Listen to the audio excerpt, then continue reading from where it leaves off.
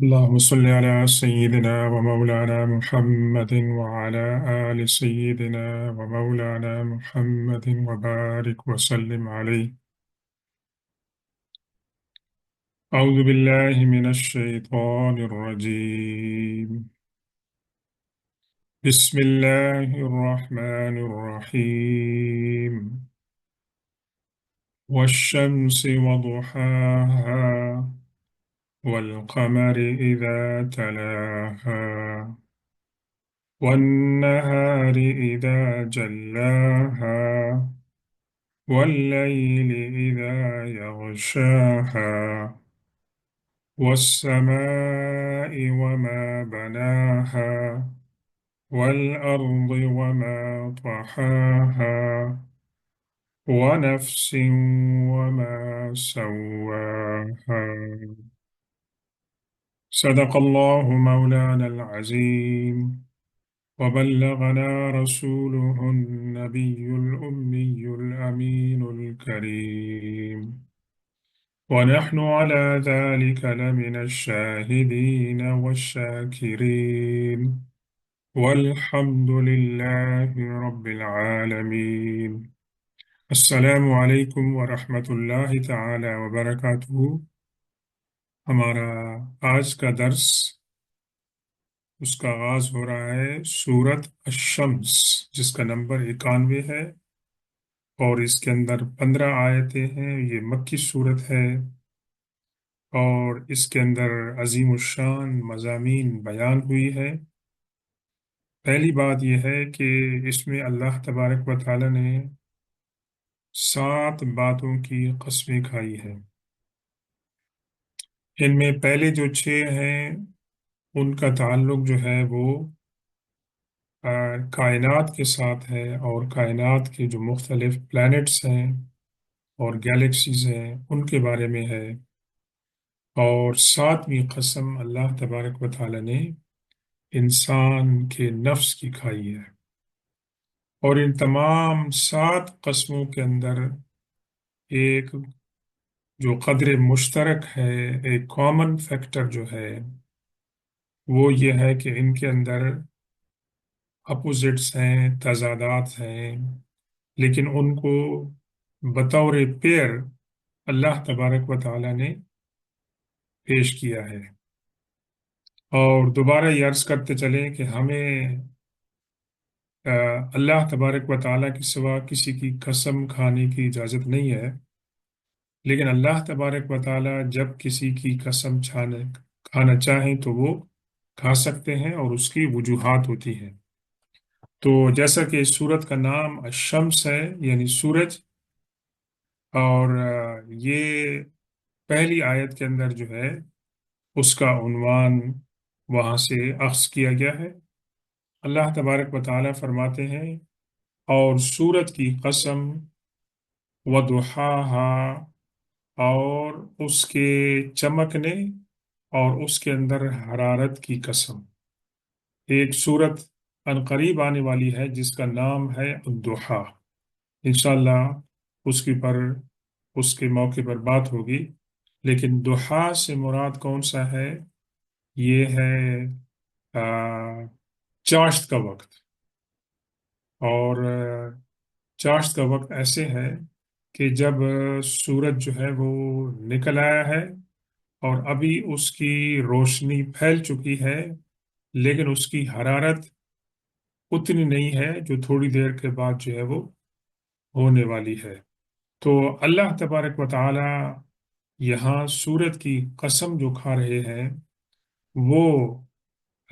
اس بات کی علامت ہے کہ سورج ایک عظیم الشان سیارہ ہے، اور سورج جو ہے اللہ تبارک و تعالیٰ کے احکامات پر عمل پیرا ہوتا ہے. اور پھر اس کی جو قسم کھائی ہے کہ جب سورج جو ہے وہ نمودار ہو جاتا ہے تو اس سے بھی مراد یہ ہے کہ سورج کی روشنی سے اور اس کی حرارت سے کائنات کا چپا چپا جو ہے وہ متاثر ہوتا ہے، اور یہ ان کی زندگی کے لیے اور ان کے سروائیول کے لیے جو ہے بہت ہی ضروری ہے. پھر فرمایا والقمر اذا تلاہا، اور چاند کی قسم جب چاند کے سورج کو فالو کرتا ہے، یعنی سورج جو ہے، چاند جو ہے وہ سورج کے فالوور میں سے ہے، اور چاند جو ہے وہ موجود ہوتا ہے ہورائزن کے اوپر، لیکن سورج کی روشنی کی وجہ سے چاند کی روشنی نہیں دکھا جاتی ہے، اور سورج چاند جو ہے وہ جو روشنی دیتا ہے، وہ روشنی اس نے لی ہوتی ہے کہاں سے؟ سورج سے لی ہوتی ہے۔ اور اللہ تبارک و تعالیٰ کا عجیب نظام ہے کہ اس نے دن کے لیے سورج کہ جو پوری دنیا کو ایلیمنیٹ کرتا ہے اس کو پیدا فرمایا، اور رات کی روشنی کے لیے جہاں پر تاریکی ہوتی ہے، اللہ تبارک و تعالیٰ نے چاند کو جو ہے وہ روشنی عطا فرمائی۔ تلا جو ہے یہ تلاوت سے ہے، جس کے معنی ہوتے ہیں فالو کرنا، اور قرآن کی تلاوت کرنا یا اس کے بعد جو چیز آتی ہے وہ بھی اسی معنی میں آتی ہے۔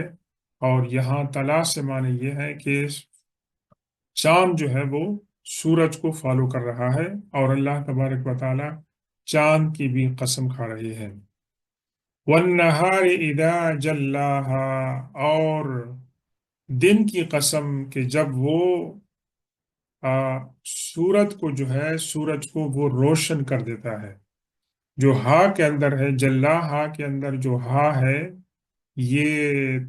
مؤنث ہے، اور اس کی ضمیر جو ہے وہ لوٹ رہی ہے کس کی طرف؟ سورج کی طرف۔ گو کہ سورج پوری کائنات کو جو ہے وہ روشن کرتا ہے، لیکن یہ دن ہے جو ایکچولی سورج کو جو ہے وہ روشن کرتا ہے۔ بالفرض اگر سورج جو ہے وہ رات کو روشن آئے گا تو اس کی روشنی وہ نہیں ہوگی جو دن کو ہوتی ہے، تو اس کو جو روشنی مزید ادا کرتی ہے، جلا تجلی جو اس کو دیتی ہے، لائٹ جو دیتی ہے، وہ ہے دن۔ تو دن جو ہے وہ اللہ تبارک و تعالیٰ اس کو پیدا فرماتا ہے۔ واللیل اذا یغشاہا، اور رات کی قسم کہ جب کہ وہ اس کو ڈھانپ لیتی ہے، سورج کو ڈھانپ لیتی ہے، سورج کو ڈھانپ لیتی ہے۔ حالانکہ سورج موجود ہوتا ہے، لیکن سورج ان علاقوں میں موجود ہوتا ہے جہاں پر کہ رات نہیں پہنچی ہوتی ہے۔ سورج موجود ہوتا ہے، لیکن جہاں پر رات اس کو کور کر لے گی، وہاں پر دیکھنے والوں کو یہ محسوس ہوگا کہ سورج جو ہے وہ غائب ہو گیا ہے، حالانکہ سورج جو ہے وہ موجود ہوتا ہے، لیکن رات کی تاریکی اس کو کور کر لیتی ہے، اور اس کی رات کی تاریکی میں اللہ تبارک و تعالی چاند جو ہے اس کی روشنی سے لوگوں کو ہدایت فرماتے ہیں۔ وَالسَّمَاءِ وَمَا بَنَاهَا، اور اللہ تبارک و تعالی قسم کھا رہے ہیں آسمان کے بھی، اور جو کچھ بھی اللہ تعالیٰ نے آسمانوں کے اندر جو ہے وہ پیدا کیا ہے اور بنایا ہے، ان تمام کی اللہ تبارک و تعالی یہاں پر قسم کھا رہے ہیں۔ وَالْأَرْضِ وَمَا طَحَاهَا، اور زمین کی قسم، اور جو کچھ بھی اللہ تبارک و تعالی نے اس کے اندر بچھایا ہے، سموتھ کیا ہے، ہموار کیا ہے، وہ تمام چیزوں کی اللہ تبارک و تعالی قسم کھا رہے ہیں۔ اور آخری جو قسم ہے وَنَفْسٍ وَمَا سَوَّاهَا، اور انسانی نفس، انسانی سول کی قسم، وَمَا سَوَّاهَا، اور اللہ تبارک و تعالی نے اس کو کس طرح ایک بہترین نظام کے اندر جو ہے وہ آراستہ فرمایا ہے اور اس کو برابر کیا ہے۔ تو یہ 7 باتوں کی جو قسم اللہ تبارک و تعالی نے فرمائی ہے اور ان کو پیر کیا ہے ایک دوسرے کے ساتھ، اس کے اندر اللہ تبارک و تعالیٰ کی حکمتیں ہیں، اور اللہ تبارک و تعالیٰ جو بات بیان کرنے جا رہے ہیں اس کی طرف توجہ دینے کی ضرورت ہے۔ اور یہ وہ باتیں ہیں کہ جو عربوں کی جو سائیکی تھی اور ان کی معاشرت تھی اور ان کا ادب تھا، اور اس کے اندر ان کی جو گفتگو ہوتی تھی، یہ اس کے اندر غیر معروف اور غیر مانوس نہیں تھی۔ تو اس طریقے سے اللہ تبارک و تعالیٰ ان کی توجہ جو ہے وہ لے رہے ہیں، اور بذات خود ان باتوں کی قسم کھانا مقصود نہیں ہے، بلکہ اصل مقصد وہ ہے جو اللہ تبارک و تعالیٰ اس کے بعد جو ہے وہ بیان فرما رہا ہے۔ اور اللہ تبارک و تعالیٰ کی حکمت یہ ہے کہ دیکھیں، ساتویں جو قسم کھائی اللہ تعالیٰ نے، وہ انسانی جان کی، انسانی سول کی کھائی ہے۔ اس کے بعد جو بیان ہو رہا ہے وہ اس کے ساتھ ریلیٹڈ ہے۔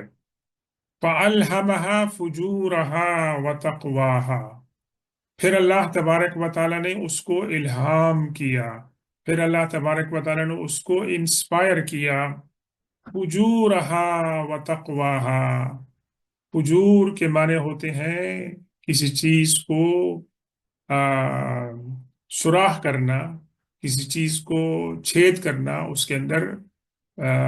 پیئرسنگ کرنا۔ اور فجر کو بھی اس لیے کہتے ہیں کہ فجر جو ہے وہ کیا کرتی ہے، ڈان لے کے آتی ہے، رات کی تاریکی کو وہ چیرتی ہے، روشنی آہستہ آہستہ۔ اور فجور کے معنی ہیں گناہ، تو گناہ کے معنی میں فاجر، فجور، فجار اس معنی میں آتے ہیں کہ وہ اللہ تبارک و تعالیٰ کی جو حدود ہیں، اس کی جو لمٹس ہیں، وہ ان کو کراس کرتے ہیں، تو اس لیے اس کو فجور کے معنی میں کہا گیا ہے۔ وَتَقْوَاهَا، اور دوسری بات کیا ہے کہ اللہ تعالیٰ نے جہاں انسان کے اندر یہ صلاحیت پیدا فرمائی کہ اس کے اندر برائی کا جو مادہ ہے وہ بھی پیدا فرمایا، وَتَقْوَاهَا، اور اس کے اندر اللہ تبارک و تعالیٰ کے خوف کا مادہ بھی جو ہے موجود ہے۔ یعنی اللہ تبارک و تعالیٰ نے انسان کی ہدایت کے لیے کس طرح مختلف اسباب اور وسائل پیدا فرمائے کہ خود اس کے وجود کے اندر اللہ تبارک و تعالیٰ نے ایک لائٹ پیدا فرمائی ہے۔ اور وہ لائٹ کون سی ہے؟ کہ ایک ہے نفس امارہ ہے اور ایک سے نفس لوامہ ہے۔ جو امارہ ہے وہ انسان کو برائی کی طرف کھینچتا ہے، اور باہر کا جو ماحول ہوتا ہے وہ اس کے لیے ایک میگنیٹ ثابت ہوتا ہے۔ اسی طریقے سے نفس لوامہ ہے کہ جو انسان کو برائی کرنے پر ملامت کرتا ہے۔ تو اللہ تبارک و تعالیٰ نے یہ دونوں کیفیات جو ہے انسان کو عطا فرمائی، لیکن اللہ تبارک و تعالیٰ کی رحمت پہ قربان جائیے کہ اگر اللہ تبارک و تعالیٰ چاہتا تو انسان کو مکلف بنا دیتا محض اس فیکلٹی کے اوپر کہ ہم نے آپ کو، جس طرح کہ سورہ بلد میں بتایا اللہ تعالیٰ نے کہ ہم نے آپ کو دو راستے بتائے ہیں،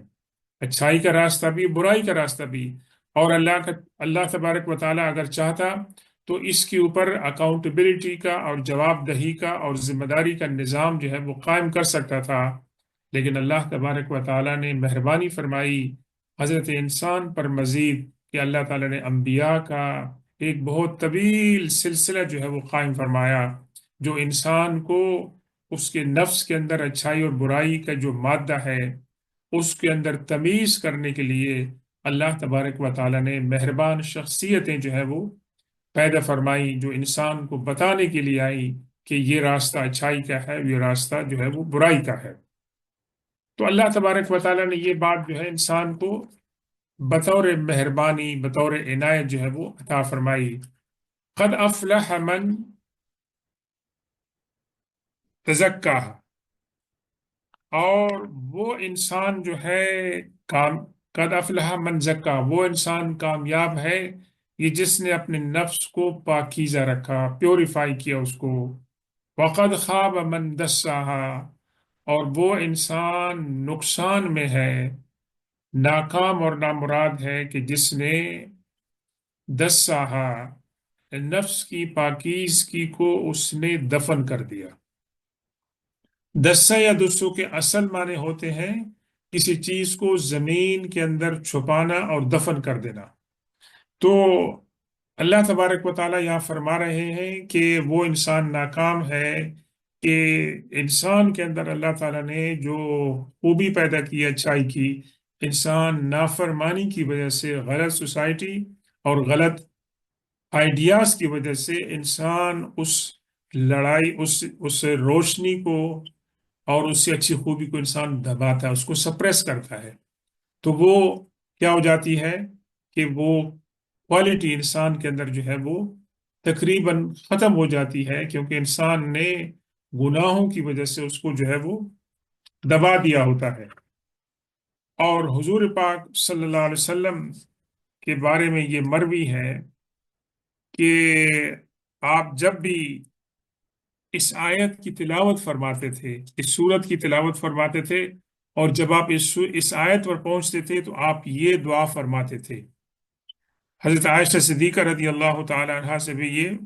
مروی ہے کہ ایک دن میں نے حضور پاک صلی اللہ علیہ وسلم کو اپنے بیڈ میں نہیں پایا، تو میں نے حضور پاک صلی اللہ علیہ وسلم کو ڈھونڈا، ہاتھوں سے ٹٹولا، تو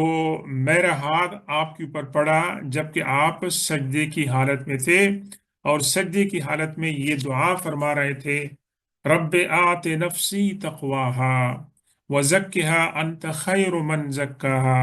انت ولیہا و مولاہا۔ بہت ہی پیاری دعا ہے کہ سجدے کے اندر اللہ کے رسول صلی اللہ علیہ وسلم، سبحان اللہ، وہ دعا فرما رہے ہیں اللہ سے، کیا کہ اللہ تو میرے نفس کو جو ہے اس کا خوف، پرہیزگاری اور تقوی عطا فرما۔ یہ حضور پاک صلی اللہ علیہ وسلم اللہ سے یہ دعا مانگ رہے ہیں۔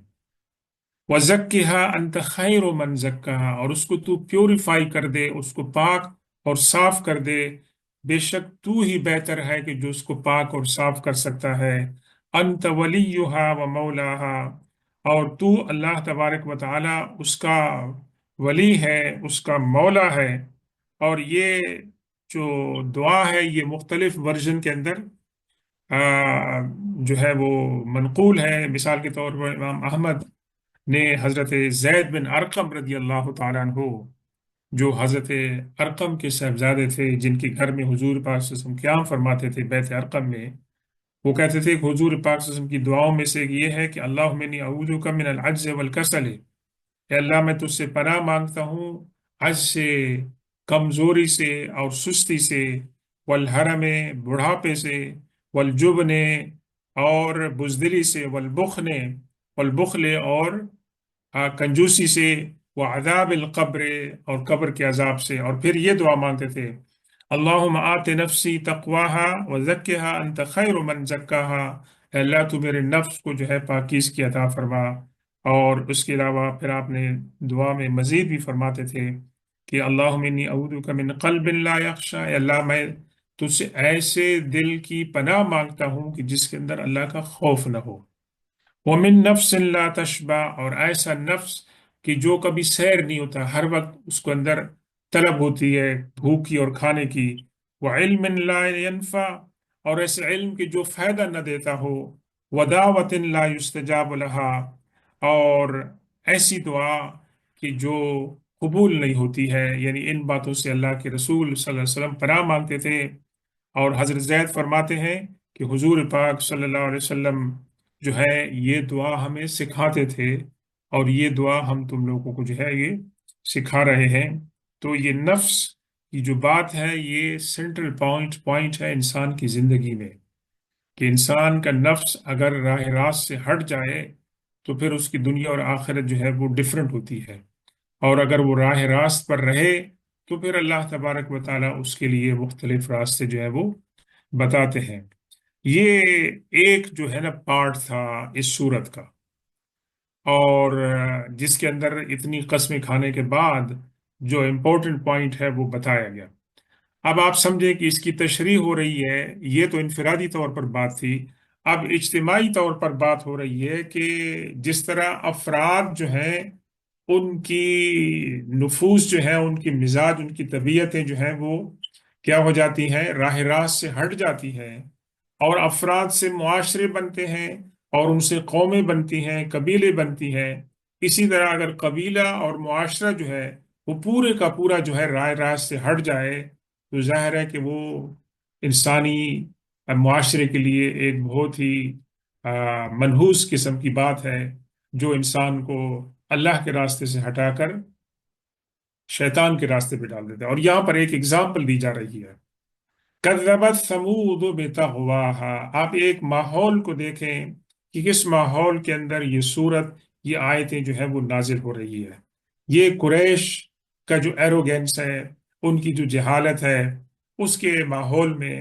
اور حضور پاک صلی اللہ علیہ وسلم کی دعوت کو جب وہ انکاؤنٹر کرتے تھے اور بے وقوف قسم کے سوالات جو ہے وہ کرتے تھے، تو ان کے سامنے قوم سمود، حضرت صالح علیہ السلام کی قوم کا ذکر کیا گیا ہے، اور یہ قوم کی تھی ان کے جو محلات تھے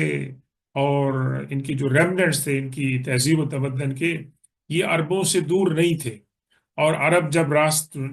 کیروان میں جاتے تھے تو ان کے علاقوں سے گزر جاتے تھے، اور یہ جو تھے یہ عرب تھے یہ۔ اور صالح علیہ السلام کو اللہ تعالیٰ نے ان کے اندر مبعوث فرمایا، تو حضرت صالح علیہ السلام نے جب ان کو دعوت دینا شروع کی تو انہوں نے بہت بڑی گستاخی کی، اور صالح علیہ السلام کو انہوں نے چیلنج کیا کہ آپ ہماری طرح کے ایک انسان ہیں اور آپ جادوگر ہیں،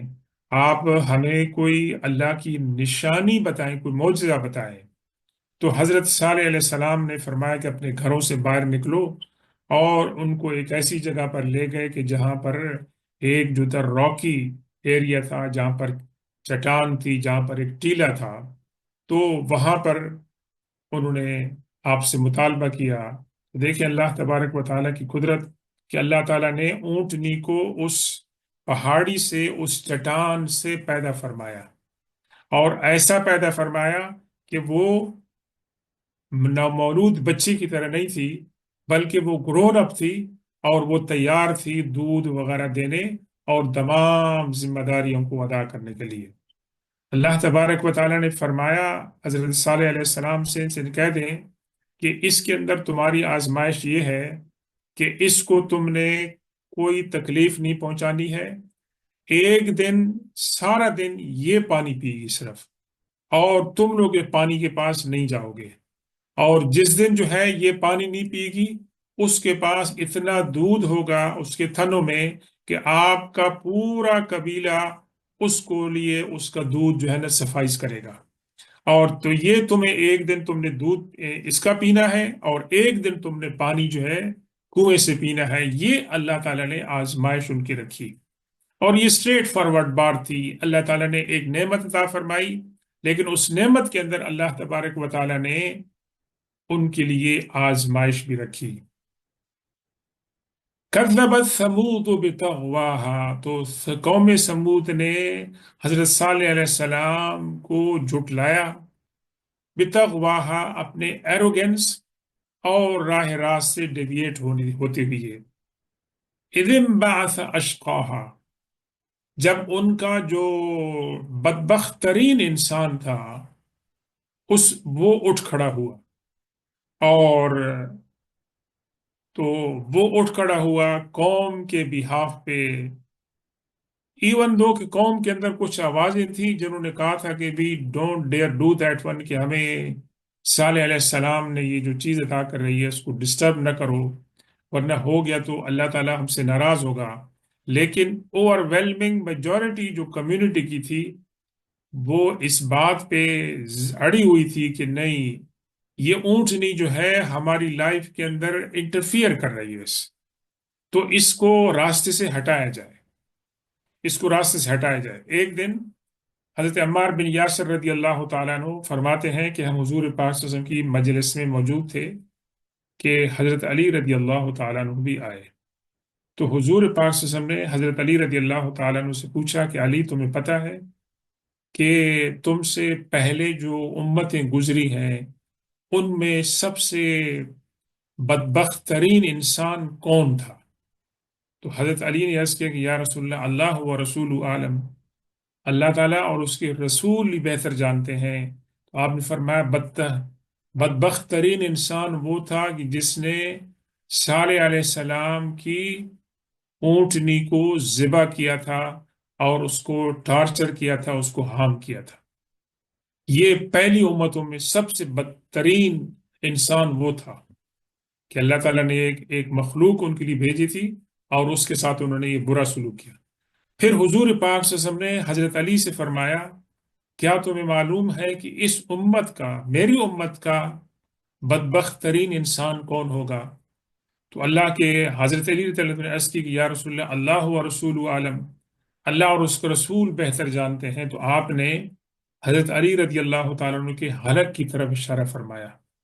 فرمایا بدترین انسان میری امت میں وہ ہوگا کہ جو تمہیں قتل کرے گا اور تمہارا خون ناحق بہائے گا۔ یہ کون آدمی تھا؟ یہ تھا ابن ملجم تھا، اور یہ اور اس کے جو کو پارٹنرز تھے جنہوں نے یہ ڈیسائیڈ کیا تھا کہ حضرت علی کو، حضرت عمرو بن عاص کو، حضرت معاویہ رضی اللہ تعالیٰ عنہ کو ایک ہی رات میں، ایک ہی ٹائم کے اندر جو ہے ان کو ختم کیا جائے، تو یہ فتنہ جو ہے وہ ختم ہو جائے گا۔ تو ابن ملجم جو ہے اس کو حضور پاک صلی اللہ علیہ وسلم نے اس کی بدبختی کی جو ہے نا پریڈکشن دی۔ کیوں؟ کہ اس نے خلیفہ راشد، اور وہ خلیفہ راشد جو فجر کی نماز رمضان المبارک کے اندر امامت فرما رہے ہیں، اور ان کو ناحق جو ہے اس نے قتل کیا، اور وہ یہ سمجھ رہا تھا کہ یہ رائے حضرت علی نعوذ باللہ غلط راستے پہ ہیں اور میں صحیح راستے پہ ہوں۔ تو اس کا انجام کیا ہوا کہ حضرت حسن علی رضی اللہ تعالیٰ عنہ نے حضرت علی کی شہادت کے بعد اس کو اپنے ہاتھوں سے جو ہے وہ قتل کیا۔ تو یہاں پر اللہ تعالیٰ نے فرمایا اِذِ انبعث اشقاها، جو بدبخت ترین انسان تھا اس کمیونٹی کا، وہ کھڑا ہوا، فقال لهم رسول اللہ ناقۃ اللہ وسقیاها، تو اللہ کے رسول صلی اللہ علیہ وسلم یعنی حضرت صالح علیہ السلام نے ان سے کہا کہ پلیز یہ اللہ کی اونٹنی ہے، وسقیاها، اور اس کی ٹرن ہے پانی پینے کی، اس کو ہارم مت کرو، اس کو ڈسٹرب نہ کرو۔ فکذبوہ فعقروها، انہوں نے حضرت صالح علیہ السلام کو کیا کیا؟ جھٹلایا۔ فعقروها یعنی ہیمسٹرنگ کرتے ہیں کہ اس کو بس فوری طور پر ذبح نہیں کیا، بلکہ اس کو تکلیف پہنچائی پیسوں کے اندر، کہ اس کی ٹانگوں کو پہلے انہوں نے کاٹا ویسے، اور اس کے بعد جو ہے نا اس کو انہوں نے آہستہ آہستہ جو ہے اس کو ذبح کیا اور تکلیف پہنچائی۔ تو کیا ہوا؟ فدمدم علیہم ربہم بذنبہم فسواہا، اللہ تبارک و تعالیٰ نے ان کے اوپر عذاب کو مسلط کیا ان کے گناہوں کی وجہ سے، فسواہا، اور ان کو لیول برابر کر دیا، پوری قوم کو اللہ تعالیٰ نے لیول برابر کر دیا۔ ولا یخاف عقباہا، اور اللہ تبارک و تعالیٰ کو اس بات کا خوف نہیں کہ اس کا انجام، اس قوم کا انجام جو ہے اتنا برا ہوا، اللہ تبارک و تعالیٰ کو اس کا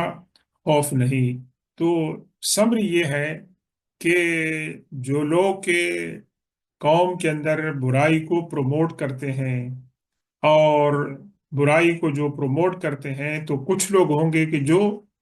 اس برائی کے خلاف ہوں گے، اور کچھ لوگ ہوں گے جو اس برائی کے خلاف اوپنلی آواز اٹھائیں گے، کچھ لوگ ایسے ہوں گے کہ جو دل سے اس کو برا چاہیں گے۔ تو یہ اللہ تبارک و تعالیٰ نے یعنی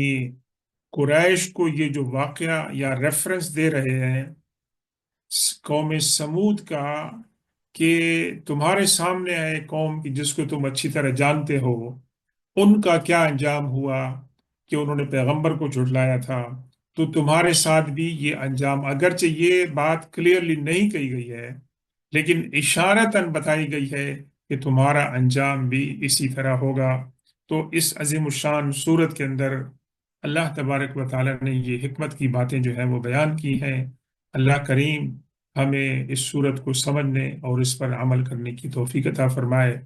سبحان ربک رب العزت عما یصفون وسلام علی المرسلین والحمد للہ رب العالمین، والسلام علیکم ورحمۃ اللہ تعالی وبرکاتہ۔